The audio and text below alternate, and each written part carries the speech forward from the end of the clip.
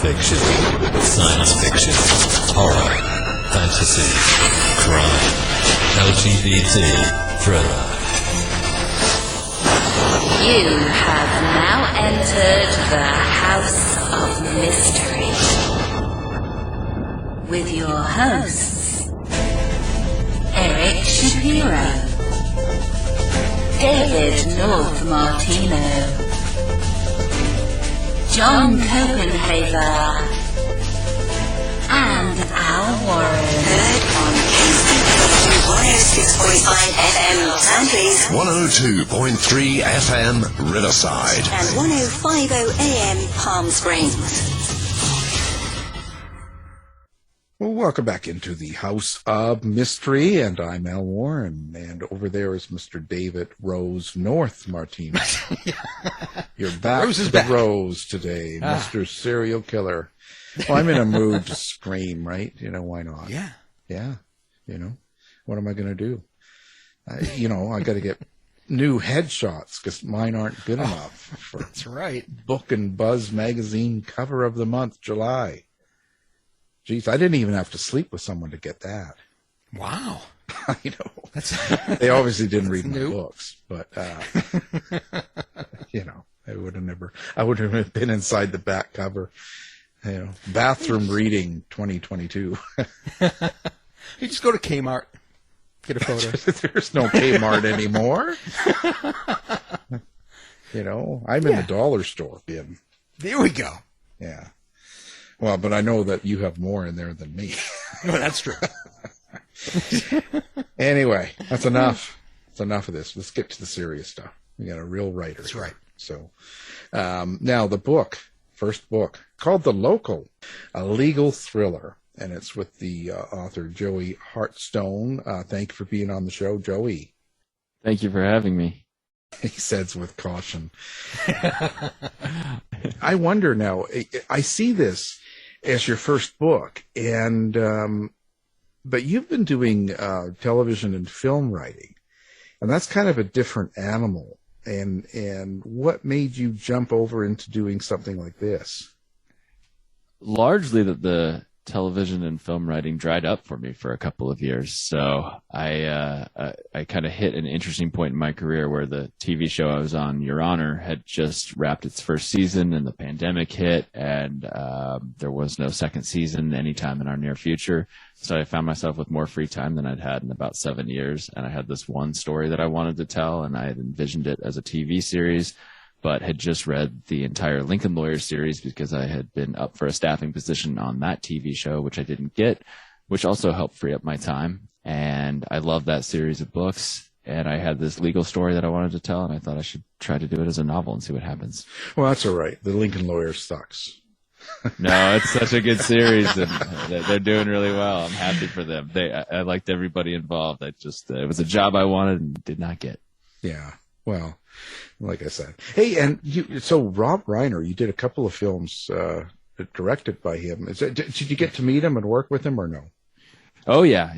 That was probably one of the more entertaining experiences of my life. The first movie I did was LBJ, so I had written that script, and then when Rob signed on, it became a real movie, and we went and filmed it in New Orleans, so I was there with him for probably 4 months, and I got to work very closely with him. He did rewrites on the script, and we got to do that together, and yeah, it was a dream come true. Yeah, he's a pretty amazing director, actually. I like him a lot. So yeah, That's a highlight. Wow. So do you have to write things differently? But like you said this, because I know you're writing, let's say, for a series or a film, it's a different type of writing than writing a story in a book, even though you might see The Local as something as a series. Isn't it a different process for you?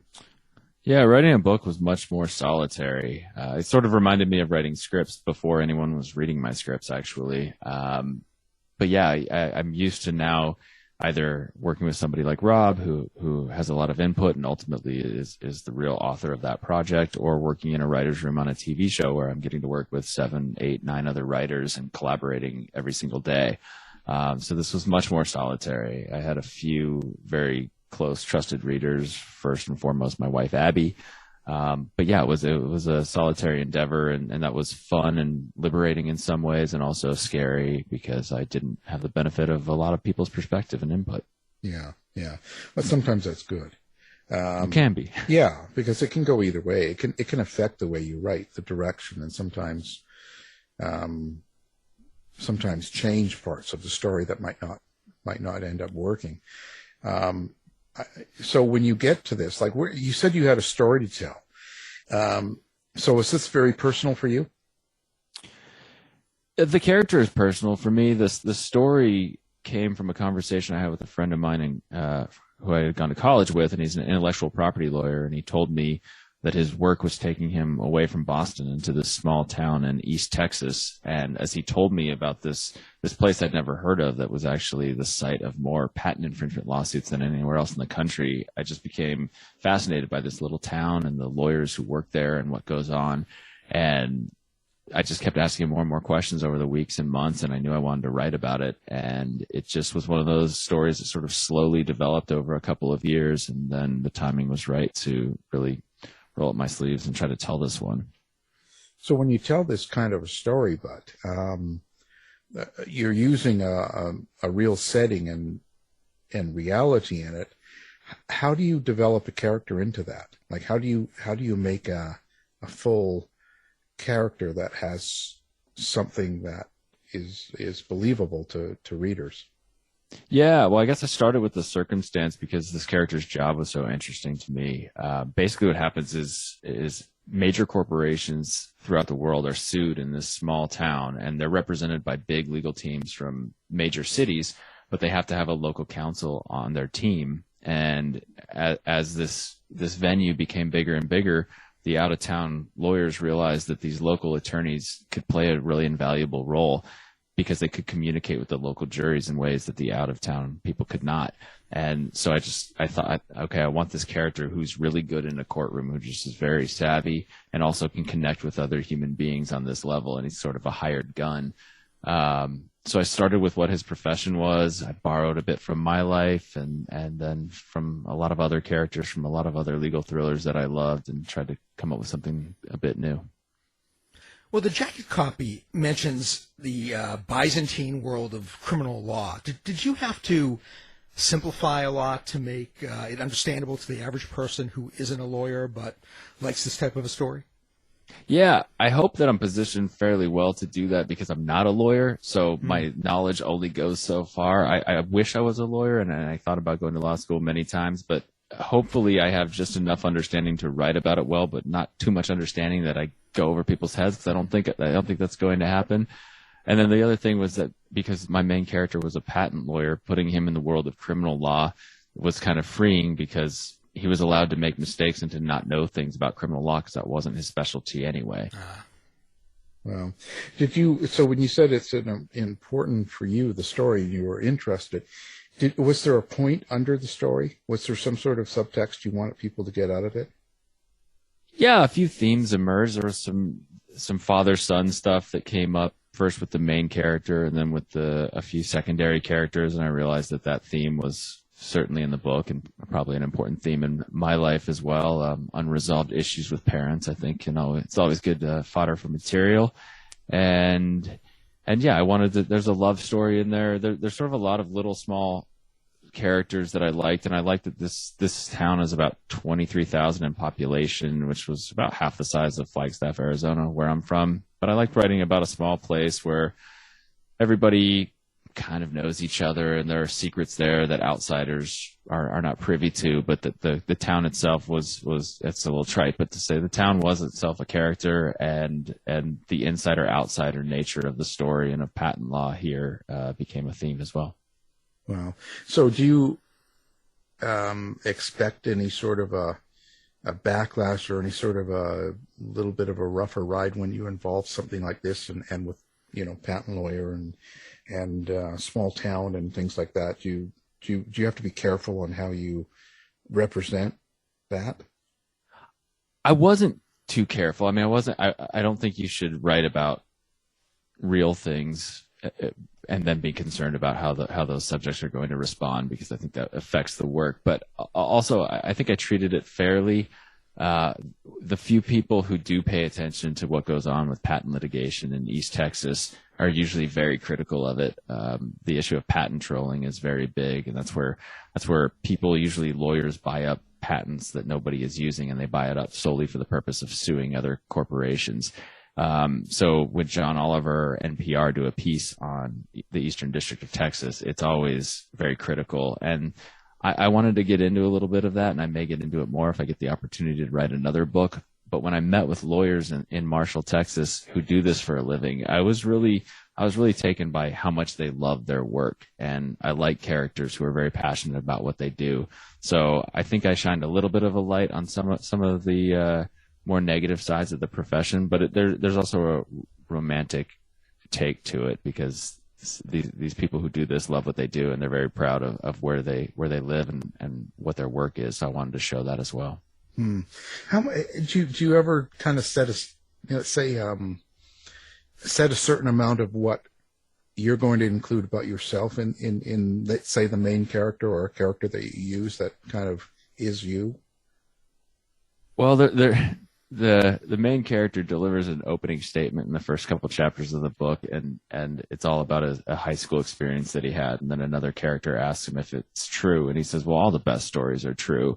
And I think that's right. That I think anytime I get a little bit tripped up or something feels insincere in one of my stories, I just go to the well of either myself or somebody that I know very well. And I think if you tell something authentically like that, it comes across. So if for no other reason than as a cheat to come up with a more multidimensional character, I think borrowing from my own life makes it easier. How do you experience your characters? Do you have an inner monologue? Can you hear the dialogue in your head? Is that how you create your characters? Yeah, that's usually when I really feel like I finally gotten to the point where I can write it. It's another cliche, but like when your characters start talking, when I start thinking about it, I don't have to really work that hard to think about how this particular character would speak in a certain situation. Then I know I'm ready to kind of go forward. But, like I said, I'm from Arizona, which is not Texas, but it's not far enough removed that I don't have a pretty good understanding of how people from that state speak. And so more than a lot of characters I've written, I think I felt closer to this character. And so it wasn't that difficult to step into his shoes. So in essence, you're hearing voices. Exactly. They're still talking to me. I hear at least two right now. David and Al. That's right. Yeah. Well, the important thing is, do you wake up in the middle of the night and find mud on your shoes or something? Shoveled by the bed, something. With the devil and the angel on your shoulder. Yeah. Okay. I haven't figured out who's who yet. But. Yeah. Well, you never know till it's too late. That's right. Okay. Well, yeah, but you ever feel like a little bit of being vulnerable somewhat by exposing some of your own feelings? Like, and I say this because, it used to be when, as a writer or something, you would do things and there was very little access to you by everyone. But now with the internet and social media and websites and all this sort of stuff, you're really exposed to everybody all the time, and people can say, anything they want, sometimes even pick out things that you've maybe expressed in your own feelings or beliefs in something in a story or the character, and they can turn around and kind of put it down. Does that sort of, are you cautious of that, or? Yeah, that's a really good question. I think I've evolved over the past, 20 years in my writing with that. I remember when I first started writing, I was deathly afraid of exactly what you said. I didn't want to reveal too much of myself. I'm a fairly private person. I wasn't really on social media until this book was getting published, and then I knew I had to be. So yeah, I did try to conceal parts of myself, but I found that the writing was better when I didn't do that. And then honestly, as I think I hit my late 30s, I married my wife. I think I got just more comfortable that I am who I am. Hopefully I'm always a work in progress, but I just don't feel as compelled to try to hide it or put a lot of makeup on it and try to convince you I'm someone who I'm not. Yeah, and makeup makes you break out anyway. Exactly. Take it from Dave. Yes, that's right. I'll tell you. So with something like this, you said you we're thinking of it, it could be a series and stuff. Would you turn something like this into a series or something like that? Or Yeah, definitely. You series of books or TV series? Either one. Yeah.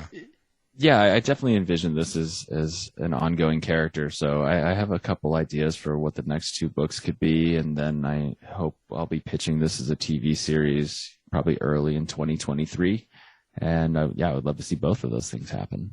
When you sat down to write this, did you have in mind like the beginning, middle, end? Do you have it all outlined, or is this sort of something like where you have a question, you create a character, and then you just run with it? Yeah, I do. Most of my work, I think, is in the outlining phase. So I try to plot everything out, especially if there's a mystery component to it, because I don't like not knowing where I'm going. So yeah, I have a very thorough outline. I spend more time working on the outline than I do on the first draft, because I just want to know where I'm going. And every once in a while, something new or surprising happens, but that's pretty rare. And I think it's only because I've already plotted out my course ahead of time. Now, even though you write with an outline, do your characters ever surprise you and kind of rebel against that outline, whether it's in the novel that you've written now or in your TV writing? Yeah, it happens from time to time, and it's usually they're rewarding moments and they're exciting, but it doesn't happen that much. I'm a big researcher. I do a lot of thinking about what I'm doing and crafting the story before time. But yeah, the few times where I feel it going in a different direction, or even better, when it just sort of happens, that's always a thrilling moment. Do you ever get bogged down in things like research or something, and it kind of interferes with your writing? Yeah, that's definitely a trap you have to look out for. So the two movies that I wrote were both based on real people and real events, and so research is an integral component to that. But as we all know as writers, that you're always looking for something to do other than writing, and researching can be as good of an excuse as anything to not write. So you do have to hit a moment where you decide you've learned enough to start onto the next step. Yeah. Well, I would imagine the LBJ would have been real controversial, being 2016, Rob Reiner, and I say that because 16 we had the Trump influence, and there were so many conspiratorial thinkers out there, and there's a lot of people that there's such a love-hate for LBJ. There's people that think he killed Kennedy, that he's the reason everything bad is in the world, and then there's people that love him. So when you're on that kind of a platform and you have Rob Reiner, who's very public, left Democrat person, I would imagine that it would be very, I don't know, you would have to think a lot about how you're writing. Well, it was really interesting because we did two movies. They were both somewhat political, and they both came out after the 2016 election, but they were both completed before the 2016 election. So there were always people trying to read into what we were saying, but we had not foreseen the election. So when I was writing LBJ, the comparison I made was I was looking at Johnson and I was looking at Kennedy.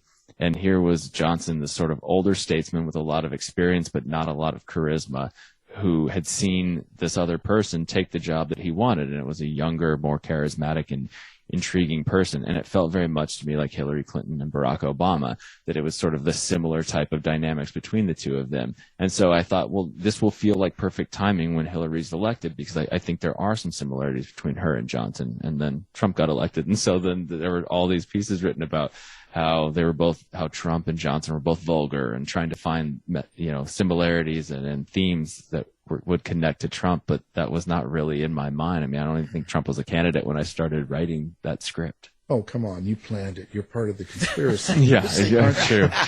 Aren't you one of those lizard people and George Soros and all that stuff? Come on. It didn't work then. I should have written something that would have got more people in the theaters. Yeah. Yeah. He should have been lizard. He had dry skin.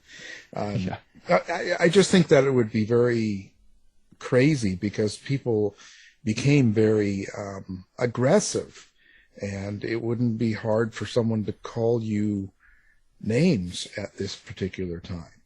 Well, Lyndon Johnson is such an interesting figure because, and a bit of it is from the time where he's from, but he was socially fairly liberal on a lot of policies. He was also racist. He also is probably more responsible than any other president for the Vietnam War. He was a Southerner, so it wasn't as if I had written a movie about George W. Bush, and I would expect, people would think, okay, I'm a liberal Hollywood person, so it's going to be critical. So you could kind of be critical of Lyndon Johnson without even necessarily revealing what your politics are. And it seems that there were Republicans of the time that didn't like him, but there were also all the anti-war protesters in Johnson's day that also didn't like him, and they're usually much more left-leaning. So I guess there was enough hatred to go around for LBJ that I wasn't too worried that anyone was going to be all that upset. Yeah, it's always that way because people try to, I think, assign, let's say, how the 1960s and LBJ would be to, let's say, a liberal conservative now in 2020, and that's just not going to. It's a different animal, really. Yeah. Yeah, well, Rob Reiner used to talk about that all the time because he would say, I hated LBJ. LBJ was my enemy. I was against the Vietnam War. I thought I was going to get sent to my death because of LBJ. But then this movie is about the passage of the Civil Rights Act, and we started talking about the Great Society and some of the legislation that he got through and what an incredibly liberal agenda that actually was until the Vietnam War really tanked his presidency. So, yeah, he's a complicated figure. Yeah, I think that's with a lot of people. We see a lot of that with today's time even because people are more concerned about what perhaps your politics are or perhaps some of the things you say or do rather than the achievements you make or what you're actually fighting for. So I think that's kind of a difference in our times. But that leads me to asking, when you write something like this and when you get into this patent lawyer and the book The Local, are you focused or even concerned with political correctness or how you have the characters behave or speak? Yeah, a little bit. I think it was one thing I had to focus on was, like I said, the main character was certainly taken a little bit from myself. But I am someone who has lived in Hollywood for almost 20 years now, and this character lives in a small town in Texas. So I think it made sense that he was probably liberal, that he could be a Democrat, that tort reform would be an issue that would be very important to him, and he wouldn't want to see it. So I could kind of guess what his political leanings would be, but at the same time, that's a part of the country where everybody owns a gun. And it's a very conservative part of the country. So a liberal in East Texas is going to be different than a liberal in Hollywood. And I never wanted that character to not ring true. So I did have to, at times, ask myself, is that really the character or is that just me? And then try to tailor something to be more authentic to an East Texan.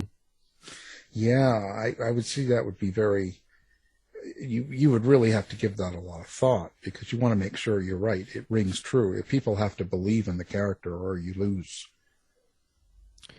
Yeah, for sure. And I don't necessarily want to write a character that I disagree with him on everything, but at the same time, I don't need my characters to be reflections of me entirely, and I don't need to hear my own political views spouted through all of my characters because I feel like that would just get aggravating for anyone in the audience or any of the readers. So it's also fun to embrace somebody who's slightly different than myself and see where that goes. Yeah.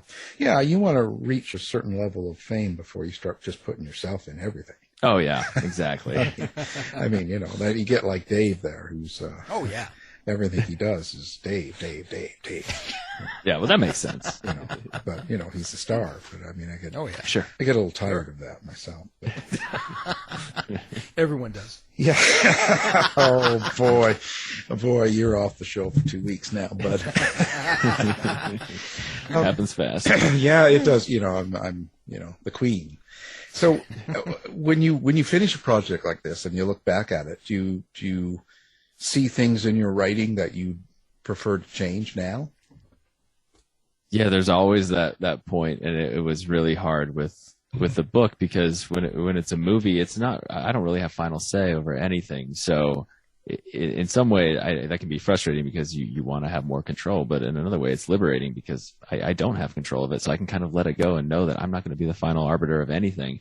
And with the book, that just wasn't the case. So yeah, going through it and thinking, wait, is this the actual last draft I'm ever going to read? And that combined with how much time it takes to read through a manuscript versus a screenplay or a teleplay, you can only do it so many times. And yeah, it's a little scary to let it go, knowing that you are solely responsible for all the words in there. You can't blame an actor's performance or a director's vision or anybody else. It's just you.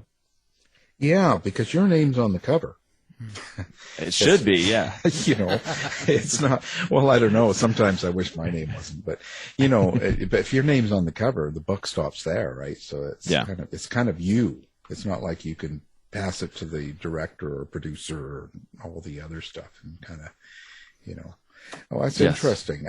So do things like what's going on in your life affect how your writing comes out? And I say this because, we've been through some pretty weird times during the time probably you were writing this. I'd imagine the last couple of years. So you've got this, pandemic, and you've got anti-mask, and you've got anti-vax. You've got all this stuff going on around you outside your door, people dying and all this stuff. Does it sort of seep into your writing and make it darker? Yeah, it definitely could. So this manuscript was completed, I think, at the end of summer of 2020. So the pandemic had certainly begun, but not everything that you mentioned had fully taken shape. But I would say more it was really the personal parts of my life. Like I said, there's a real father-son dynamic to this, even though the father character is no longer alive.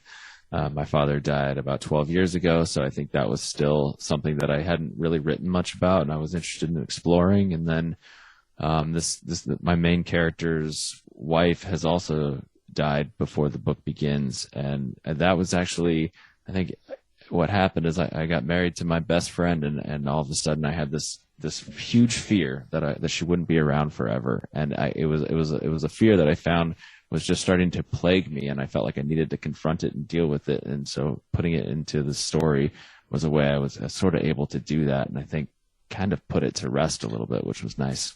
Yeah, it's interesting how that is. How many books do you think will be in this series? Oh, I hope at least a dozen. But no, I have at least 3 that I really would like to write, and yeah, even if I am fortunate enough to write other things, I would love to just every once in a while return to Marshall, Texas, and this character and see what they're up to. Well, yeah, and you got to put someone in that like me. You got to have a character like me. Obviously, yes.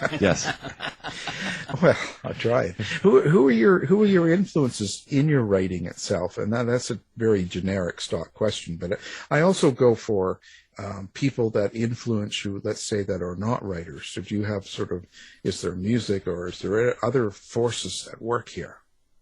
Yeah, the writers would be sort of the obvious ones, Scott Turow and John Grisham for sure, and then Michael Connelly as well. And I'd say Aaron Sorkin as a screenwriter was certainly one of the reasons that I wanted to become a screenwriter.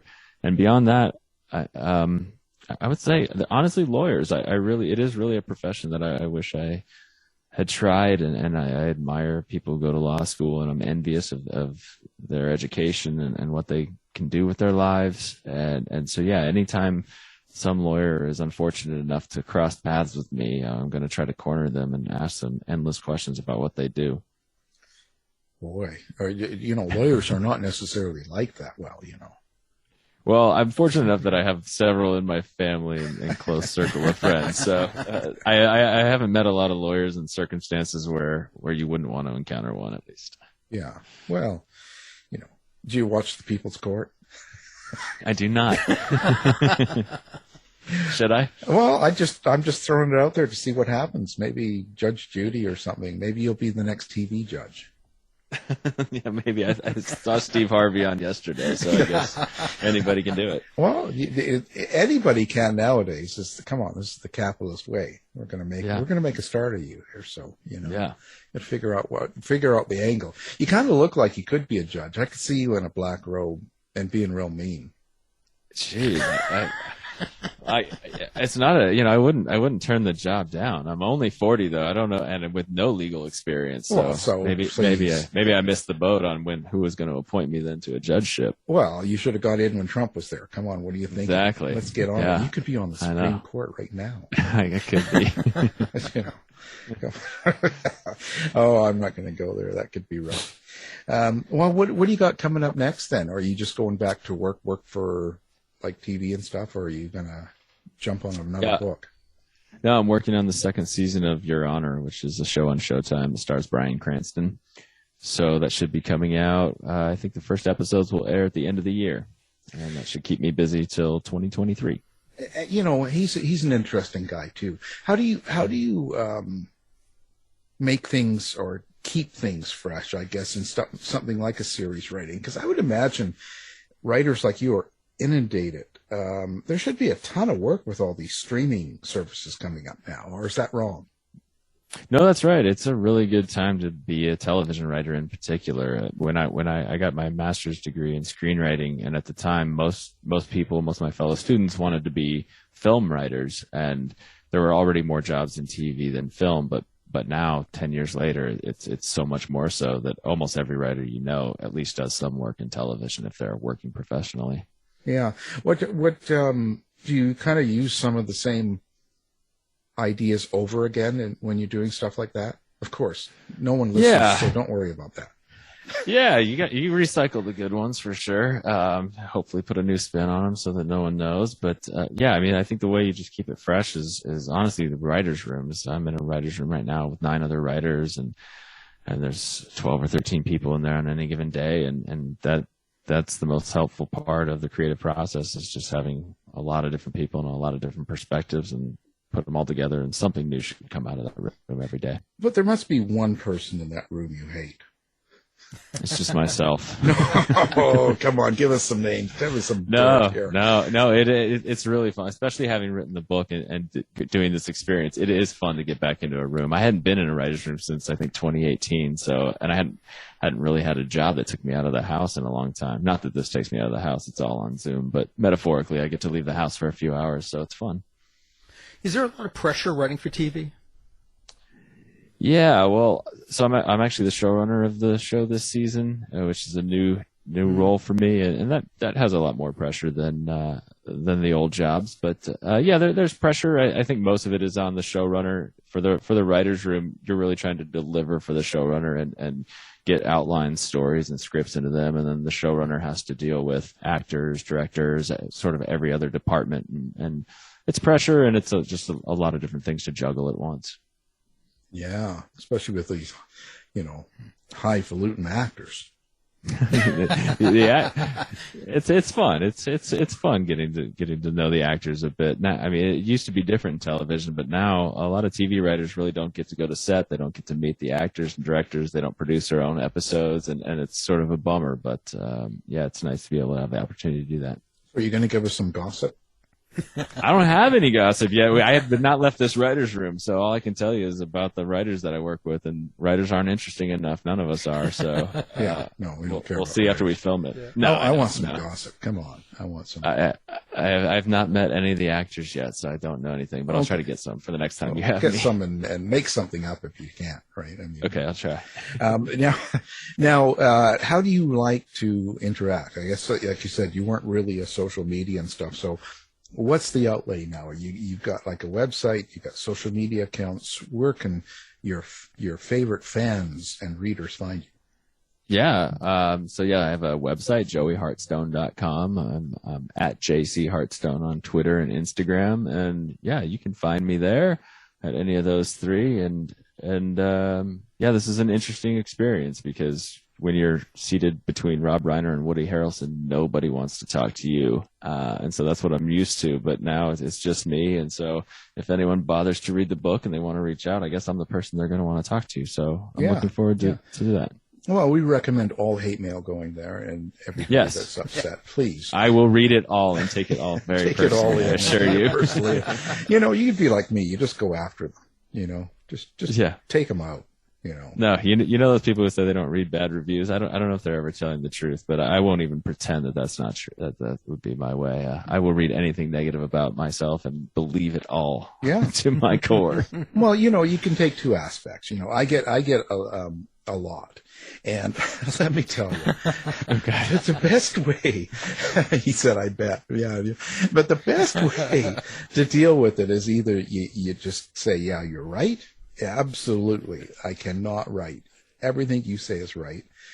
Or you can always say, look, I don't go to your job and slap the sailor's cock out of your mouth. So don't tell me how to do my job. So let me tell you, that's the two best ways. Okay. And you get even more of this same mail, and I can't figure out why. Yeah. But let me tell you, we're going to have all of that up on our website so people can find you with one click, and then they can kind of pass on their love for you, Great. So we appreciate it. Now, the book we're talking about is called The Local, and the author's Joey Hartstone, who's been our guest.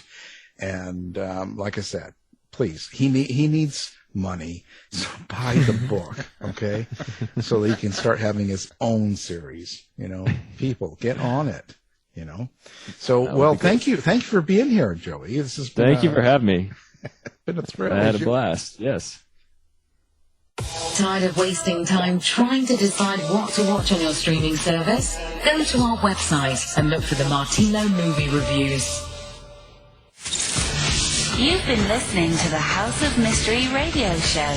To find out more about our guests, hosts, or show, go to www.houseofmystery.com. Show's over for now. Was it as good for you as it was for me? Yeah. Good night. This has been a production of Something Weird Media. I'll be back.